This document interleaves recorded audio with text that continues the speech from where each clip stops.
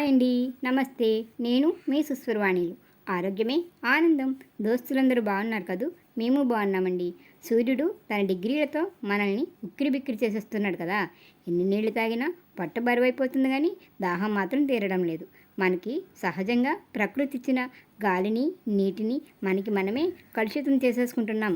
అందుకే గత కొంతకాలంగా బయట ఎక్కడా పడితే అక్కడ నీళ్లు తాగాలంటే వాటితో వచ్చే వ్యాధులకి భయపడి దాహం వేసినా వెంటనే నీళ్లు తాగాలంటే కాస్త ఆలోచించాల్సిన పరిస్థితిలోకి వచ్చేసాం.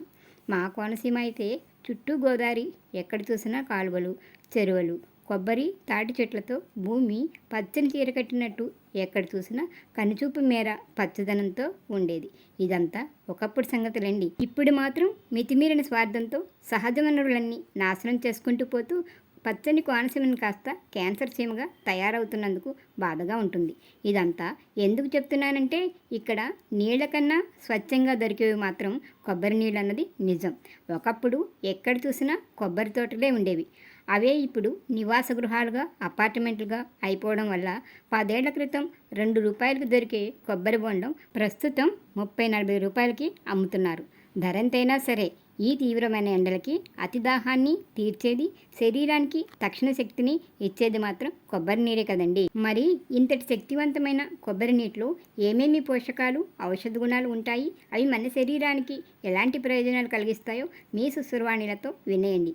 కొబ్బరి నీటిలో carbohydrates, proteins, calories, potassium, calcium, minerals, vitamin B, C ఉంటాయి. మనం ఒక గ్లాస్ కొబ్బరి నీరు తాగామంటే శరీరానికి ఒక సెలైన్ బాటిల్ ఎక్కించినట్టే. కొబ్బరి నీరు తాగితే వెంటనే దానిలోని మినరల్స్ అన్నీ రక్తంలోకి చేరుకుంటాయి. కొబ్బరి నీరు తాగితే జీర్ణాశయానికి పెద్దగా శ్రమ ఉండదు.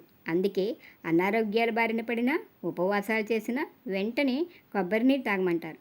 కొబ్బరి నీళ్ళు శరీరంలోని అలసటని, నీరసాన్ని తగ్గించి ఉత్సాహాన్ని ఇస్తాయి. డయాబెటీస్ ఉన్నవారు కొబ్బరి నీరు తాగవచ్చు. కాకపోతే లేత కొబ్బరి నీరైతే మంచిదట.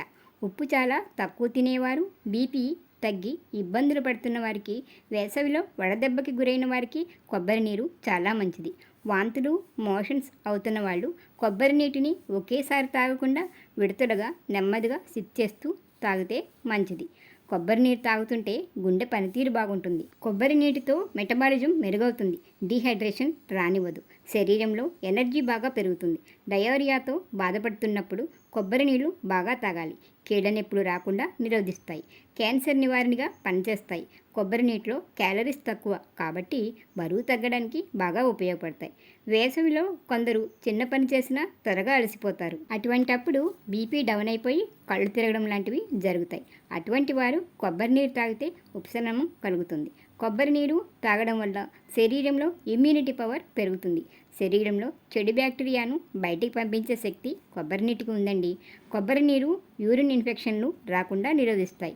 ఒక వారం రోజుల పాటు క్రమం తప్పకుండా గ్లాస్ కొబ్బరి నీరు తాగుతుంటే శరీరం మునుపటి కన్నా ఉత్సాహంగా ఉంటుందని, కొబ్బరి నీరు తరచూ తాగడం వల్ల కిడ్నీలో రాళ్లు వచ్చే అవకాశం తక్కువగా ఉంటుందని, జీర్ణాశయానికి బలం పెరుగుతుందని, తిన్న ఆహారం త్వరగా జీర్ణమవుతుందని, శరీరంలోని బ్యాడ్ కొలెస్ట్రాల్ కరుగుతుందని, కిడ్నీలో స్టోన్స్ని కరిగించే శక్తి కొబ్బరి నీటికి ఉందని ప్రకృతి వైద్యులు చెప్తున్నారు. శరీరం డీహైడ్రేషన్కి లోనయ్యి తలనొప్పి, ఇతర సమస్యలకి కొబ్బరి నీరు చక్కటి పరిష్కారం.